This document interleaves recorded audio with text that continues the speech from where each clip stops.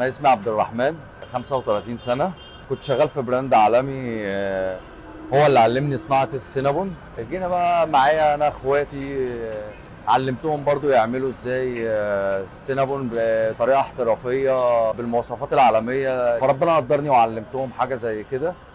وانا مبسوط ان انا بعمل الحاجه زي حاجه ديت. يعني جات لي الفكره، سميت المشروع اوبشن رول. ابتديت ان انا واخواتي نجمع معدات ونجمع الخامات. دخلت حاجه الفريسكا والوافل من ضمن الكلام ده، وربنا قدرني ان انا اعمل حاجه زي كده وان شاء الله نكمل بامر الله. يعني ابتديت حاجه حاجه بقى بصراحه. ابتديت اجيب فرن الاول، عجانه، بعد كده دخلت بقى الوافل الفريسكا، حبيت ادخل الايس كريم.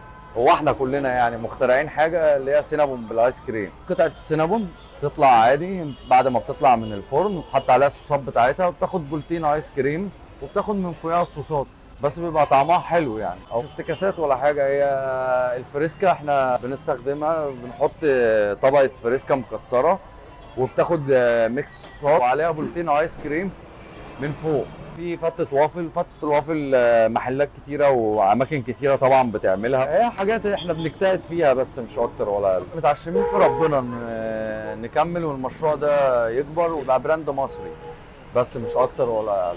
أنا حابب إن أنا أعمل البراند مصري 100%، بس وإن شاء الله ربنا هيقدرني وهعمل كده. لا، عندنا كذا منتج. عندنا فريسكا. الفريسكا لوحدها مثلا فيها اكتر من 30 نوع بيتعمل، والوافل مثلا حوالي برضو 25 نوع بنعمله. وفي السينابون في الانواع منه، المنيو برضو موجود فيه اكتر من حوالي 20 نوع. حبيت ان انا اضيف فيه حاجات، بصراحة لقيت الزبون يعني العميل مستقبلها بصراحة. السينابون يتحشى بلح، عجينة البلح من جوه. لقيت الزبون والعميل مستقبل حاجة زي كده. يعني الأسعار عندي، أسعار الفريسكا تبتدي من 15، والوافل بيبتدي من 20.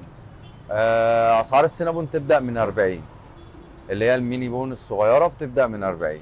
وأسعار الآيس كريم بتبتدي من 10 جنيه. بص، المكان ما فرقش معايا قد ما أنا حابب إن أنا أبتدي المشروع بتاعي، وربنا يقدرني وبرضه هكمل هنا في المكان. العجمي مش مكان وحش ولا حاجه ولا كده، بل بالعكس. انا بخاطب اصلا الطبقه الشعبي.